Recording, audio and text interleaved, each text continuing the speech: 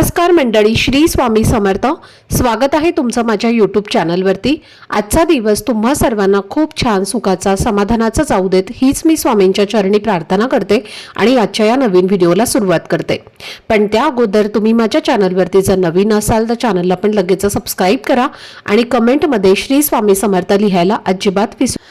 येत्या 29 जून रोजी म्हणजेच सोमवारी वटपौर्णिमेचा पवित्र सण साजरा केला जाणार आहे. हिंदू धर्मामध्ये वटपौर्णिमेला विशेष महत्त्व आहे आणि हा दिवस विवाहित महिला अत्यंत श्रद्धेने, भक्तिभावाने आणि उत्साहाने साजरा करतात. ज्येष्ठ महिन्यात येणारी पौर्णिमा म्हणजेच वटपौर्णिमा आपल्या पतीला उत्तम आरोग्य, दीर्घायुष्य आणि सुख समृद्धी लाभावी या उद्देशाने हे व्रत केलं जातं.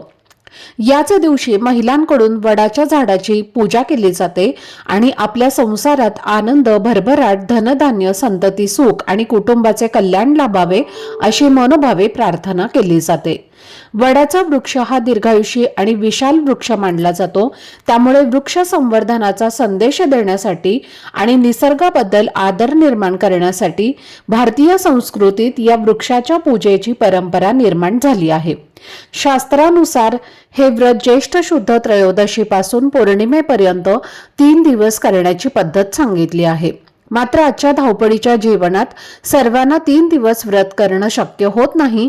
त्यामुळे बहुतांश महिला वटपौर्णिमेच्या दिवशीच व्रत करून वडाच्या वृक्षाची पूजा करतात. धार्मिक ग्रंथांमध्ये या व्रताला अत्यंत श्रेष्ठ स्थान देण्यात आले आहे. स्कंद पुराण, भविष्य पुराण तसेच महाभारतातही या व्रताचे महत्त्व सांगितले गेले आहे.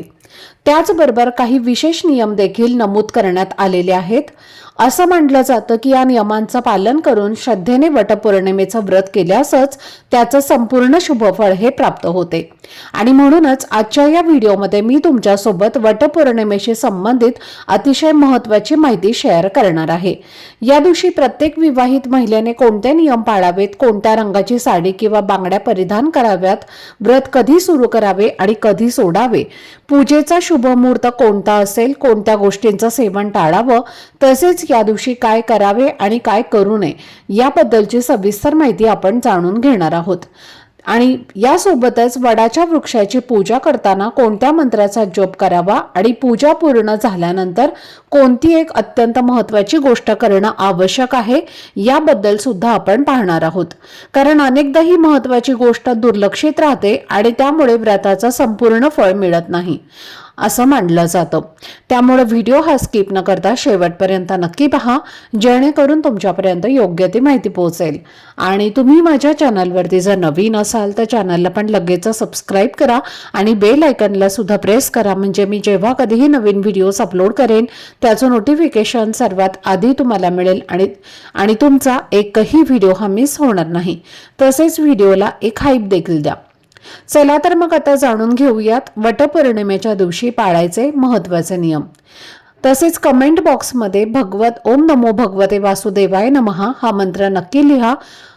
तर बघा, आजच्या या व्हिडिओमध्ये मी तुम्हाला वटपौर्णिमा व्रताशी संबंधित काही अतिशय महत्त्वाचे नियम सांगणार आहे. या नियमांचं पालन प्रत्येक विवाहित महिलेने श्रद्धेने आणि मनापासून करणं आवश्यक मानलं जातं. असं म्हटलं जातं की जेव्हा आपण योग्य पद्धतीने व्रत, पूजा आणि त्या संबंधित नियमांचं पालन करतो तेव्हा या व्रताचं संपूर्ण शुभफळ प्राप्त होतं आणि आपल्या मनातील इच्छा पूर्ण होण्यासाठी सकारात्मक ऊर्जा मिळते. वटपौर्णिमेच्या दिवशी उपवासाला विशेष महत्त्व दिलं जातं. या दिवशी महिला आपल्या पतीच्या उत्तम आरोग्यासाठी, दीर्घायुष्यासाठी आणि कुटुंबाच्या सुख समृद्धीसाठी व्रत करतात. मात्र फक्त उपवास करणं पुरेसे नसून त्यासोबतच काही धार्मिक परंपरा आणि नियम पाळणं सुद्धा तितकंच महत्त्वाचं मानलं जातं. या दिवशी शक्यतो सकाळी लवकर सूर्योदयापूर्वी उठून स्नान करावं आणि स्वच्छ वस्त्रे परिधान करावीत. त्यानंतर शांत मनाने व्रताचा संकल्प घ्यावा. संकल्प म्हणजे आपल्या मनातील भावना आणि प्रार्थना देवापुढे व्यक्त करणं. संकल्प घेताना आपल्या पतीच्या दीर्घायुष्यासाठी, उत्तम आरोग्यासाठी तसेच संपूर्ण कुटुंबाच्या सुख, शांती आणि भरभराटीसाठी प्रार्थना करावी. श्रद्धेने घेतलेला संकल्प व्रताचे महत्त्व आणखीन वाढवतो असं मानलं जातं. त्यानंतर वटवृक्षाची पूजा करणं हा या व्रताचा सर्वात महत्त्वाचा भाग असतो. जर तुम्ही वटपौर्णिमेचं व्रत करत असाल तर वडाच्या झाडाची पूजा अवश्य करावी. पूजेच्या वेळी वटवृक्षाला पाणी अर्पण करावं, तसंच हळद, कुंकू, अक्षदा, फूल, गंध आणि धूप वाहून नम्रतेने पूजा करावी. पूजा करताना मनात श्रद्धा आणि भक्तिभाव असणं हे सर्वात महत्त्वाचं असतं. पूजा पूर्ण झाल्यानंतर वडाच्या झाडाभोवती कापसाचा किंवा रेशमी धागा 7 वेळेला गुंडाळावा. धागा गुंडाळताना भगवान विष्णूंचे किंवा माता सावित्रीचे स्मरण करावे. त्यावेळी ओम नमो भगवते वासुदेवाय नमः किंवा सावित्री देवे नमः यासारख्या मंत्राचा जप तुम्ही करू शकता. मंत्रोच्चारामुळे मन एकाग्र होतं आणि पूजेमध्ये अधिक भक्तिभाव निर्माण होतो. वटवृक्षाची पूजा पूर्ण झाल्यानंतर सावित्री आणि सत्यवान यांची कथा ऐकणे किंवा वाचणे हे देखील या व्रताची एक महत्त्वाची परंपरा मानली जाते. धार्मिक कथेनुसार माता सावित्रीने आपल्या दृढ निश्चयाने आणि पतिव्रतेच्या सामर्थ्याने आपल्या पतीचे प्राण परत मिळवले होते. त्यामुळे या व्रताच्या दरम्यान ही कथा ऐकण्याला किंवा वाचण्याला विशेष महत्त्व दिलं जातं. जर तुम्ही मंदिरात किंवा वडाच्या झाडाजवळ पूजा करत असाल तर पूजा झाल्यानंतर तिथेच बसून तुम्ही कथा ऐकू शकता. आणि जर तुम्ही घरी पूजा करत असाल तर पूजा पूर्ण झाल्यानंतर पुस्तकातून किंवा मोबाईलच्या मदतीने ही कथा वाचू किंवा ऐकू शकता. त्यानंतर वटवृक्षासमोर उभे राहून आपल्या पतीच्या दीर्घायुष्यासाठी, कुटुंबाच्या सुखासाठी, घरातील आनंद, समाधान आणि भरभराटीसाठी मनापासून प्रार्थना करावी. श्रद्धेने केलेली प्रार्थना मनाला सकारात्मक ऊर्जा देते आणि भक्ती अधिक दृढ करते. आता अनेक महिलांच्या मनात एक प्रश्न असतो की वटपौर्णिमेचा उपवास नेमका कसा करावा आणि कधी सोडावा. आता याबाबत वेगवेगळ्या भागांमध्ये वेगवेगळ्या परंपरा आढळतात. काही ठिकाणी महिला सकाळी उपवास करून पूजा झाल्यानंतर व्रत सोडतात, तर काही ठिकाणी दिवसभर उपवास करून संध्याकाळी व्रताची सांगता केली जाते. परंपरेनुसार आणि अनेक ठिकाणी प्रचलित असलेल्या पद्धतीनुसार दिवसभर व्रत करून संध्याकाळी ते सोडणं अधिक योग्य मानलं जातं. दिवसभर उपवासाचे पदार्थ सेवन करून तुम्ही सहजपणे व्रत करू शकता. ज्याप्रमाणे पौर्णिमेच्या दिवशी अनेक जण पूर्ण दिवस व्रत करतात आणि संध्याकाळी किंवा रात्री त्याची सांगता करतात, त्याचप्रमाणे वटपौर्णिमेचे व्रतही दिवसभर श्रद्धेने करून संध्याकाळी सोडण्याची परंपरा अनेक ठिकाणी पाहायला मिळते. म्हणून शक्य असल्यास दिवसभर व्रत पाळा, पूजा, प्रार्थना आणि कथा श्रवण करा आणि संध्याकाळी विधीपूर्वक व्रताची सांगता करा. आता वटपौर्णिमेच्या दिवशी जितकं महत्त्व व्रताला आणि पूजेला दिलं जातं तितकंच महत्त्व या दिवशी आपण कोणतं वस्त्र परिधान करतो याला सुद्धा दिलं जातं. आपल्या भारतीय परंपरेमध्ये प्रत्येक रंगाचे एक वेगळे आध्यात्मिक आणि सांस्कृतिक महत्त्व सांगितले गेले आहे. त्यामुळे वटपौर्णिमेच्या दिवशी पूजा करताना योग्य आणि शुभ रंगाची निवड केली तर त्यामागील श्रद्धा आणि सकारात्मकता आणखी वाढते असं मानलं जातं. तर या संदर्भात सर्वात महत्त्वाची गोष्ट म्हणजे वटपौर्णिमेची पूजा शक्यतो दुपारपूर्वी म्हणजे 12 वाजण्याच्या आत पूर्ण करण्याचा प्रयत्न करावा. अनेकदा आपण घरातली सर्व कामं आटोपल्यानंतर पूजेसाठी वेळ काढतो, पण धार्मिक परंपरेनुसार शुभ कार्य योग्य वेळी आणि शुभ मुहूर्तामध्ये केल्यास त्याचं महत्त्व अधिक वाढते. त्यामुळे या दिवशी शक्य तितक्या लवकर पूजा करण्याचा प्रयत्न करा आणि अनावश्यक उशीर टाळा. आता प्रश्न येतो की या दिवशी कोणत्या रंगाची साडी परिधान करावी. तर सर्वप्रथम आणि सर्वाधिक शुभ मानला जाणारा रंग म्हणजे हिरवा रंग. आपल्या संस्कृतीमध्ये हिरवा रंग हा सौभाग्य, समृद्धी, आनंद आणि नवचैतन्याचं प्रतीक मानला जातो. देवीच्या पूजेमध्येही अनेक ठिकाणी हिरव्या रंगाची साडी अर्पण केली जाते. हिरव्या रंगाच्या बांगड्या किंवा चुड्यांना विशेष महत्त्व दिलं जातं. त्यामुळे वटपौर्णिमेच्या दिवशी जर विवाहित महिलांनी हिरव्या रंगाची साडी परिधान करून पूजा केली तर तो अत्यंत शुभ मानला जातो. हिरवा रंग आपल्याला निसर्गाची आठवण करून देतो. जसा हिरवागार निसर्ग जीवनात ताजेपणा आणि ऊर्जा निर्माण करतो, त्याचप्रमाणे हा रंग मनामध्येही सकारात्मक भावना जागृत ठेवतो. म्हणूनच सौभाग्यवती महिलांसाठी हिरवा रंग विशेष मंगल मानला जातो. वटपौर्णिमेचे व्रत हे देखील वैवाहिक सुख, कुटुंबाचे कल्याण आणि सौभाग्य यांच्याशी संबंधित असल्यामुळे या दिवशी हिरव्या रंगाला विशेष स्थान दिले जाते. अनेक महिला हिरव्या रंगाच्या साडीसोबत हिरव्या बांगड्या सुद्धा परिधान करतात. त्यामुळे पारंपरिक सौंदर्य अधिक खुलून दिसतं आणि सणाचा उत्साहही वाढतो. श्रद्धेने आणि आनंदाने परिधान केलेले हे शुभ रंग आपल्या मनामध्ये सकारात्मकता निर्माण करतात आणि पूजेच्या वातावरणाला अधिक मंगलमय बनवतात. म्हणून शक्य असल्यास वटपौर्णिमेच्या दिवशी हिरव्या रंगाची साडी किंवा हिरव्या रंगाचे वस्त्र परिधान करण्याचा प्रयत्न करा. हा रंग केवळ परंपरेशी जोडलेला नाही, तर आनंद, समृद्धी आणि सौभाग्याचं प्रतीक म्हणून सुद्धा ओळखला जातो. यानंतर पुढचा रंग आहे तो म्हणजे लाल आणि पिवळा. पिवळा रंग हा हळदी कुंकू म्हटलं की लाल आणि पिवळा रंग येतो आणि लाल आणि पिवळा रंग म्हणजे उत्साह आणि आनंद उधळण करणारा असतो. लाल रंग हा उत्साह, सौभाग्य, उमंग, धैर्य, नवीन जीवनाचा तो एक प्रतीक मानला जातो. त्यामुळे लाल रंग हा सुद्धा तितकाच शुभ आहे. त्यासोबतच पिवळा रंग सुद्धा खूप जास्त शुभ आहे. हळद ही पिवळी असते आणि बघा, नवरीला लग्नाच्या आधी हळद लावली जाते. बऱ्याच ठिकाणी आपण जेजुरीला पाहिलं असेल तर तिथे सुद्धा सगळीकडे हळद जी आहे तर ती उधळली जाते. त्यामुळे देवधर्माच्या गोष्टीमध्ये सुद्धा लाल आणि पिवळा रंग याचं खूप मोठं महत्त्व आहे. त्यामुळे आपल्याला आपल्या पतीला चांगल्या नशिबाची प्राप्ती होते. आपल्या आयुष्यामध्ये अनेक सकारात्मक बदल घडत असतात. त्यामुळे तुम्ही लाल आणि हिरवा आणि पिवळा या रंगाच्या साड्या या दिवशी परिधान करू शकता. त्यानंतर पुढचा रंग आहे तो म्हणजे गुलाबी रंग. गुलाबी रंग सुद्धा या वटपौर्णिमेच्या पूजेसाठी खूप शुभ मानला गेला आहे. या दिवशी महिलांनी गुलाबी रंगाची साडी नेसून पूजा केली तर नवरा बायको मधील नातं घट्ट होतं. आणि त्याशिवाय जांभळा रंग, तसेच केशरी, गुलाबी, चिंतामणी, पोपटी, चॉकलेटी हे रंग सुद्धा तुम्ही या दिवशी परिधान करू शकता. आता हे झाले शुभ रंग. या शुभ रंगाचे वस्त्र तुम्ही परिधान करून पूजा केली तर 100% या पूजेचं फळ तुम्हाला मिळणार आहे. त्यानंतर असे काही रंग सुद्धा आहेत जे आपण या शुभ दिवशी परिधान केले तरी नक्कीच नकारात्मक ऊर्जा ही आपल्यामध्ये आकर्षित होत असते आणि त्याचा आपल्या आयुष्यावरती खूप मोठा परिणाम होत असतो. त्यामुळे काही रंग असे सुद्धा आहेत जे तुम्हाला या दिवशी अजिबात परिधान करायचे नाहीत. त्यामध्ये पहिला रंग आहे तो म्हणजे काळा रंग, दुसरा पांढरा रंग आणि तिसरा म्हणजे निळा रंग. तर या 3 रंगाच्या साड्या किंवा कपडे जे आहेत तर हे तुम्हाला या दिवशी अजिबात परिधान करायचे नाहीत.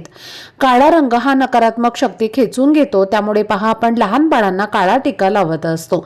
आणि त्यानंतर पांढरा रंग आहे तर तो शक्यतो जेव्हा यज्ञ, होम, हवन, अभिषेक, महादेवांच्या पूजेमध्ये पांढरा रंग जास्त करून वापरला जातो आणि महादेवांच्या पूजेमध्येच त्या रंगाचं जास्त महत्त्व आहे.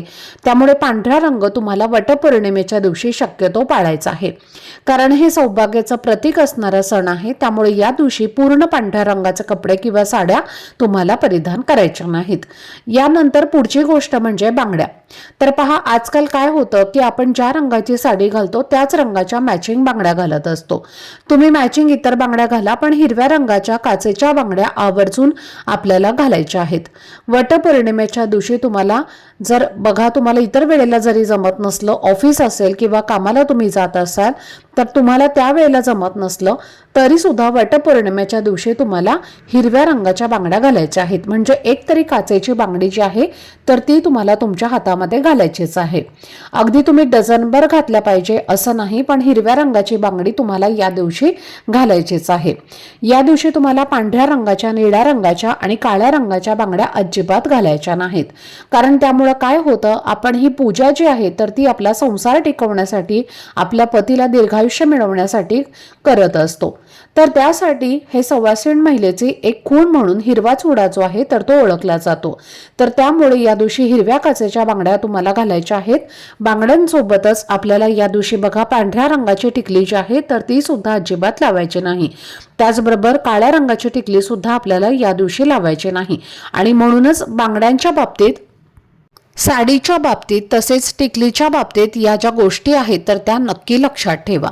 अतिशय हा शुभ दिवस आहे, खूप आनंदाने अगदी आपण साजरा करत असतो. त्यामुळे तुम्हाला हे नियम जे आहेत तर ते पाळायचेच आहेत.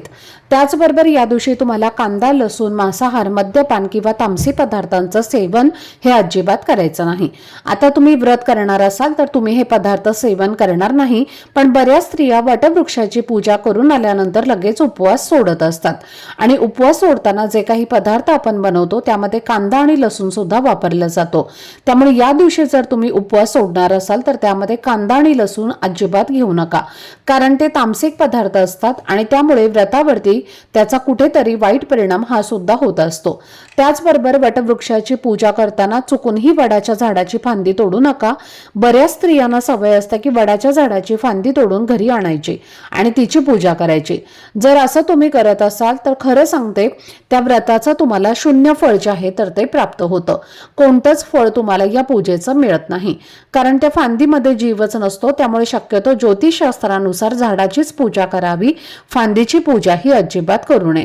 त्याचबरोबर या दिवशी वटवृक्षाला कोणत्याही प्रकारची हानी होईल असं कृत्य करू नका, म्हणून म्हटलं पानं तोडू नका, फांदी सुद्धा या दिवशी तोडू नका। व्रताच्या दरम्यान शारीरिक आणि मानसिक शुद्धता राखायची आहे। अपवित्र ठिकाणी जाणं आवर्जून टाळावं, उपवासाचे नियम पाळावेत आणि व्रत पूर्ण होईपर्यंत अन्न ग्रहण करू नये। आता उपवासादरम्यान कोणते पदार्थ खावे, जसं की फळे, तुम्ही यामध्ये केळी, सफरचंद सुद्धा तुम्ही घेऊ शकता। राजगिराचा लाडू, शेंगदाण्याचा लाडू यासारखे पदार्थ तुम्ही नक्कीच उपवासामध्ये खाऊ शकता। उपवास सोडल्यानंतर सात्विक अन्न जसं की खीर, पुरणपोळी, वरण भात, भाजी पोळी हे सुद्धा तुम्ही खाऊ शकता। त्याचबरोबर ज्या स्त्रियांची पहिलीच वटपौर्णिमा आहे, म्हणजे आताच ज्यांचं लग्न झालेलं आहे आणि यावर्षी त्यांची पहिलीच वटपौर्णिमा आहे, तर अशा स्त्रियांनी पहा नवीनच वस्त्र परिधान करून पूजा करायची आहे। म्हणजे जे वस्त्र तुम्ही अजून एकदा सुद्धा परिधान केलेलं नसेल अशी नवीनच साडी तुम्हाला घेऊन ती साडी तुम्हाला नेसायची आहे आणि वटवृक्षाची पूजा करायची आहे। तसेच वटपौर्णिमेशी संबंधित आणखी एक सुंदर परंपरा आपल्या संस्कृतीमध्ये सांगितली जाते। अनेक ठिकाणी अशी प्रथा आहे की विवाहानंतरच्या पहिल्या वटपौर्णिमेला विवाहित महिला आपल्या माहेरी जाऊन हा सण साजरा करतात। त्यामुळे जर तुम्हाला शक्य असेल आणि परिस्थिती अनुकूल असेल तर माहेरी जाऊन कुटुंबासोबत वटपौर्णिमेची पूजा करणं हे देखील एक आनंददायी आणि भावनिक अनुभव देणारी गोष्ट ठरू शकते। त्यासोबतच गर्भवती महिलांसाठी काही विशेष गोष्टी सांगितल्या जातात। गर्भावस्थेमध्ये आरोग्याला प्राधान्य देणे हे सर्वात महत्त्वाचं असतं। त्यामुळे अशा महिलांनी आपल्या प्रकृतीनुसार निर्णय घ्यावा। शक्य असल्यास त्यांनी वटवृक्षाची श्रद्धेने पूजा करावी, मनोभावे प्रार्थना करावी, उपवास करणं आवश्यक नाही। या काळात स्वतःचं आणि बाळाचं आरोग्य जपणं हे सर्वात जास्त महत्त्वाचं असतं। तसेच काही ठिकाणी प्रचलित असलेल्या परंपरेनुसार गर्भवती महिलांनी वटवृक्षाभोवती प्रदक्षिणा घालणे किंवा धागा बांधणे टाळावं असं मानलं जातं। यामागचा उद्देश केवळ त्यांची शारीरिक काळजी आणि सुरक्षितता हा असतो। त्यामुळे आपल्या आरोग्याचा विचार करून आणि घरातील ज्येष्ठांच्या मार्गदर्शनानुसार पूजा करावी। एकूणच काय तर वटपौर्णिमा हा केवळ एक सण किंवा व्रत नसून श्रद्धा, प्रेम, विश्वास आणि कुटुंबाच्या सुख समृद्धीसाठी केलेली मनापासूनची प्रार्थना आहे। भक्तिभावाने, सकारात्मक विचारांनी आणि मनातल्या चांगल्या भावनांसह केलेली पूजा हीच सर्वात महत्त्वाची असते। आजच्या व्हिडिओमध्ये मी तुमच्यासोबत ही महत्त्वाची माहिती शेअर केलेली आहे। मला आशा आहे की ही माहिती तुम्हाला नक्कीच उपयुक्त वाटली असेल। जर व्हिडिओ आवडला असेल तर त्याला लाईक करायला विसरू नका आणि आपल्या चॅनलवर तुम्ही नवीन असाल तर चॅनलला सबस्क्राईब करा आणि बेल आयकॉनला सुद्धा प्रेस करा, जेणेकरून अशाच धार्मिक, पारंपरिक आणि उपयुक्त माहितीचे नवीन व्हिडिओ सर्वात आधी तुम्हाला पाहायला मिळतील। तसेच ही माहिती आपल्या मित्रपरिवारासोबत आणि नातेवाईकांसोबत सुद्धा नक्की शेअर करा। चला तर मग आजसाठी इतकेच। पुन्हा भेटूया अशाच एका नवीन आणि माहितीपूर्ण व्हिडिओमध्ये। तोपर्यंत सर्वांना श्री स्वामी समर्थ। धन्यवाद।